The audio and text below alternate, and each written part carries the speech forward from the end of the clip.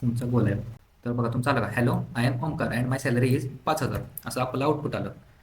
त्याची calling system आपण काय केलं, एक H2 टॅगमध्ये एक इनहेरिटचं एक्झाम्पल लिहिलं, प्री टॅगमध्ये आपल्याला जे पण आउटपुट लावायचं आहे ते केलं. नेक्स्ट काय केलं, एक फंक्शन लिहिले, ते इंडिपेंडंट आहे, त्यांचा ह्याचा काही संबंध नाही. नेक्स्ट काय केलं, त्या फंक्शनमध्ये आपण हा जो प्री टॅग आहे याला ॲक्सेस करून एखादा आपण पॅरामीटर पाठवणार आहे, त्याचं टेक्स्ट कंटेंट तो पॅरामीटर असाइन करणार आहे. म्हणजे जुना पॅरामीटर, जुनं काय पण तुमच्या इथे टेक्स्ट असेल अधिक तुमचं नवीन टेक्स्ट, आणि जाताना नवीन लाईनला तुम्ही नवीन लाईनला जा, असं कन्सोल डॉट लॉगमध्ये जसं होतं तसं आपण केलंय. आणि नेक्स्ट काय केलं, एक आपण क्लास डिफाईन केला, त्याला आपण काय केलं, कन्स्ट्रक्टरमध्ये एक पॅरामीटर येणार आहे, त्याला आपण दिस डॉट नेम या प्रॉपर्टीला आलेला पॅरामीटर असाइन केला. नेक्स्ट एक मेथड लिहिली, त्या मेथडमध्ये आपण स्ट्रिंग काहीतरी दिली आणि आलेलं नाव आहे ते पाठवलं, रिटर्न केलं.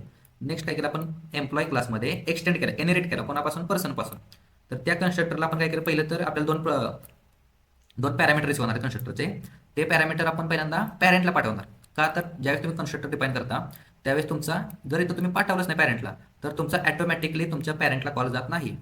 आता इथे अजून एक वाक्य आहे की जसं बाकीच्या लँग्वेजमध्ये जातं की when object is created constructor automatically called, but it is possible only with that class, we cannot possible another class. So